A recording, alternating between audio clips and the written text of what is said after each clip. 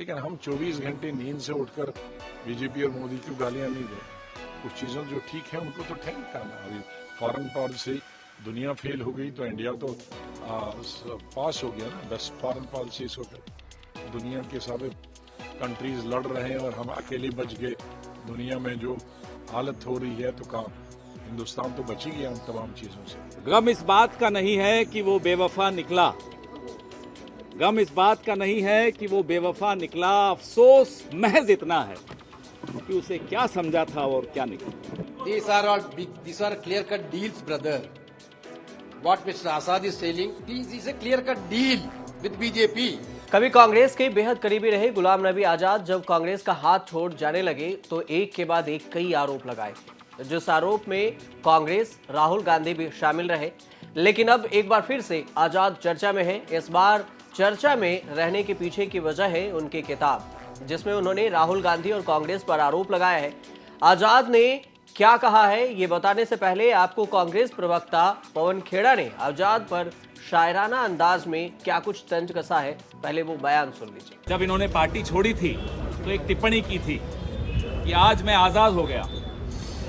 2 दिन से जो इनकी टिप्पणियां हम सुन रहे हैं तो हमें भरोसा हो गया है कि आप गुलाम हो गए हैं। गम इस बात का नहीं है कि वो बेवफा निकला, गम इस बात का नहीं है कि वो बेवफा निकला, अफसोस महज इतना है कि उसे क्या समझा था और क्या निकला। लुटियंस दिल्ली के एक बंगले की मोहताज हो जाए, वो वफा किस काम की, वो कल जाती है आज जाए।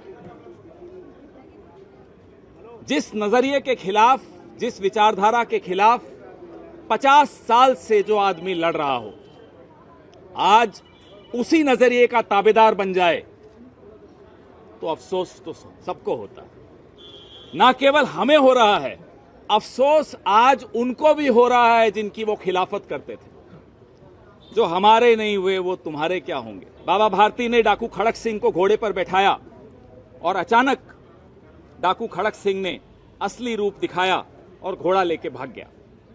जब वो भाग रहा था तो बाबा भारती ने उसे रोका, घोड़ा ले जाओ, नहीं चाहिए अब घोड़ा। लेकिन मेरी एक बात सुनते जाओ, किसी को इस वाकये का जिक्र मत करना, नहीं तो लोग एक दूसरे पर विश्वास करके एक दूसरे की मदद करना बंद कर दें। ये कहानी हम सब के लिए बहुत आवश्यक है। हम सब जो कार्यकर्ता इस पार्टी के लिए लड़ रहे हैं, हमारे नेतृत्व के लिए लड़ रहे हैं, हमारी विचारधारा के लिए लड़ रहे हैं, आज हमारा नेतृत्व हम पर किस मुंह से विश्वास रखेगा जब 50 साल पुराने नेता जिनको इतने पदों से नवाजा गया वो ऐसा धोखा दे सकते हैं।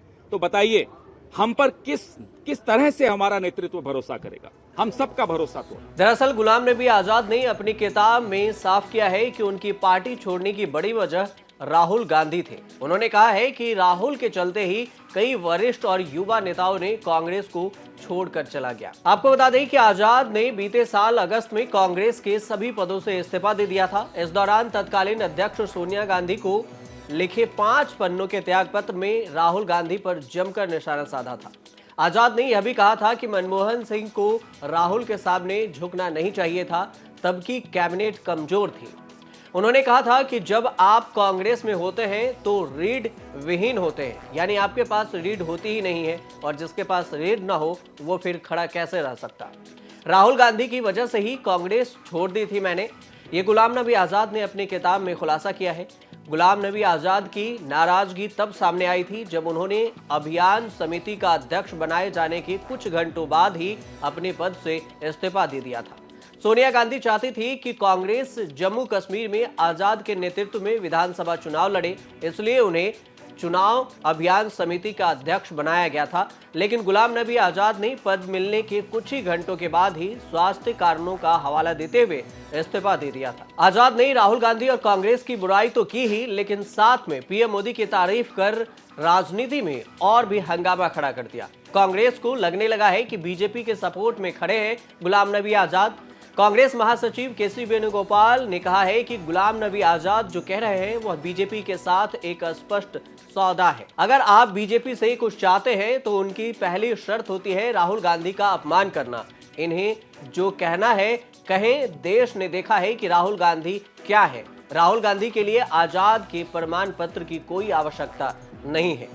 तो पहले गुलाम नबी आजाद ने जो पीएम मोदी को लेकर कहा है, उनके तारीफ में क्या कुछ कहा है, और केसी वेणुगोपाल ने आजाद को लेकर क्या कहा है, वो बयान सुन लीजिए। हम बीजेपी की भी जहां तारीफ करने की जरूरत होती है वहां तारीफ करते हैं, जब निंदा करने की जरूरत है वहां निंदा। प्राइम मिनिस्टर हार्ड वर्क है, इसमें कोई शक नहीं है, लेकिन इस पार्टी को भी लीव एंड लेट लिव, जीने दो और जियो और जीने दो। सब पॉलिटिकल पार्टीज को अपना पॉलिटिक्स करने का अवसर देना चाहिए, और जब भी इलेक्शन जीत जाती हैं पॉलिटिकल पार्टीज को उसको तोड़ फोड़ करना लोकतंत्र के हक में नहीं है। लेकिन हम 24 घंटे नींद से उठकर बीजेपी और मोदी की गालियां नहीं देंगे। कुछ चीजों जो ठीक है उनको तो ठीक करना। अभी फॉरेन पॉलिसी दुनिया फेल हो गई तो इंडिया तो पास हो गया ना, बेस्ट फॉरेन पॉलिसी होकर। दुनिया के सब कंट्रीज लड़ रहे हैं और हम अकेले बच गए। दुनिया में जो हालत हो रही है तो हिंदुस्तान तो बच ही गया उन तमाम चीजों से। These are clear-cut deals, brother. What Mr. Azad is saying, this is a clear-cut deal with BJP. If you want something from the BJP, their first condition is abuse Rahul Gandhi. Understood? Those who are sincere, those who are keeping values, they will not do that, all these things. But sometimes you can see this type of opportunity people also. Let them do whatever they want. But the country witness who is Rahul Gandhi now. There is no need of certificate from Jyotiraditya Scindia and Ghulam Nabi Azad for Rahul Gandhi. आपको बता दें कि 50 साल तक कांग्रेस के प्रति वफादारी निभाने के बाद पिछले साल उन्होंने बगावत कर ली। पार्टी हाईकमान से नाराजगी जताकर उन्होंने इस्तीफा दे दिया। फिर बीजेपी में जाने के कयास के बीच उन्होंने अपने समर्थकों के साथ डेमोक्रेटिक प्रोग्रेसिव आजाद पार्टी यानी डीपीएपी बनाई, लेकिन एक के बाद एक करके उनके साथी ही साथ छोड़कर चले गए। बीते दिनों उन्होंने अपने बेटे को भी राजनीति में एक्टिव कर मैदान में उतारा है। 50 साल के राजनीतिक करियर में वह 2 बार लोकसभा सांसद और 5 बार राज्यसभा सांसद रहे। इसके अलावा वह कांग्रेस में उच्च पदों पर भी नियुक्त हुए और 1982 में कांग्रेस की ही सरकार में केंद्रीय मंत्री भी रहे। साल 2006 और 2008 में जम्मू कश्मीर विधानसभा के सदस्य भी रहे। गुलाम नबी आजाद को सबसे बड़ा झटका इसी साल के शुरुआत में लगा, जब एक साथ उनकी पार्टी के 17 नेताओं ने साथ छोड़कर वापस कांग्रेस को ज्वाइन कर लिया। ये सभी कांग्रेस में घर वापसी करते हुए सदस्यता भी ग्रहण कर लिए। गुलाम नबी आजाद की पार्टी में टूट के पीछे कई कारण बताए जा रहे हैं। राहुल गांधी की भारत जोड़ो यात्रा से लेकर चुनाव क्षेत्र के नेताओं को अधिक महत्व देने को भी नेताओं की नाराजगी का कारण बताया गया। गुलाम नबी आजाद के पुराने सहयोगियों को लगा था कि वह कश्मीर में बीजेपी के विकल्प में रहते हुए उभरेंगे, लेकिन अब उन्हें लगता है कि वह बीजेपी विरोधी वोटों को विभाजित करेंगे, बांट सकेंगे, जिससे बीजेपी को फायदा होगा। आप देखते रहिए न्यूज़ तक।